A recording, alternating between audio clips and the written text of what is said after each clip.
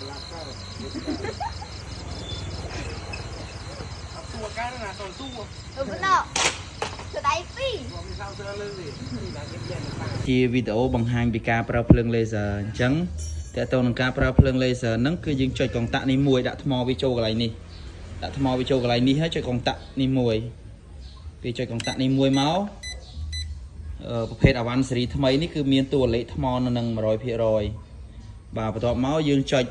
នេះបេតុងនេះអក្សរ H អក្សរ V នេះអញ្ចឹងយើងចង់ចុចអក្សរអីឥឡូវយើងចុចអក្សរ V មុនមកបាទចុចអក្សរ V ហើយចុចអក្សរ V ទៀតបាទអញ្ចឹងវាមានបន្ទាត់កាត់កដាលចេះហើយវាមានបន្ទាត់កាត់ចេះទៀតអញ្ចឹងយើង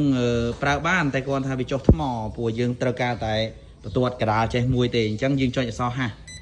ឲ្យចុចអក្សរ H មកវាដាច់ហើយបាទវាដាច់ហើយយើងសេរីទៅចំណុច0របស់យើងវាស់ទៅបាទចំណុច0របស់យើងមានពុះចែកនៅកន្លែងគុំចំណុច0មានខាងក្រោយមួយមានខាងមុខមួយមានខាងលើមានអីចឹងណាអាហ្នឹងគេហៅចំណុច0ណាអញ្ចឹងរបៀបប្រើងាយទេបើយើងរាវវាមិនត្រូវចុចរាវវាទៅបាទឧទាហរណ៍នេះគេយើងចង់បានបែបណាព្រោះវាមានផ្នែកឡើង12យើងចុចមិនក៏បានដែរណាយើងចង់ខ្វែងយើងចង់បោកយើងចង់មុខចង់ក្រោយមិនក៏បានដែរ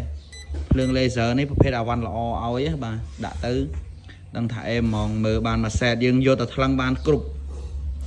យើងចង់យកទៅថ្លឹងឥតការ៉ូធ្វើផ្ទះក៏បានយើងចង់ទៅថ្លឹងតួម៉ូតូក៏បានយើងចង់យកទៅថ្លឹងស្មាបូមមុខម៉ូតូក៏បាននិយាយទៅភ្លើង laser នេះគឺអាចថ្លឹងបានទាំងអស់ចង់ថ្លឹងពុងម៉ូតូពុងអីបានទាំងអស់ឲ្យតែអាវ៉ាន់ណាដែលយើងចង់ដឹងថាវាត្រង់មិនត្រង់វាបញ្ជាក់យើងបានណាសុក្រិតទៀងត្រង់អ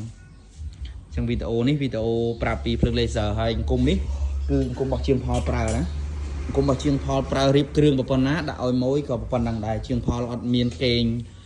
ជាងផលប្រើ10មុខឲ្យទៅបងប្អូនជាងយើង6មុខ7មុខអត់ទេណាគឺជាងផលប្រើបែបណាគឺឲ្យបងប្អូនយើងប្រើបែបហ្នឹងអាយទៅនេះបែកកលលឹមទៅអីទៅវិញទុំ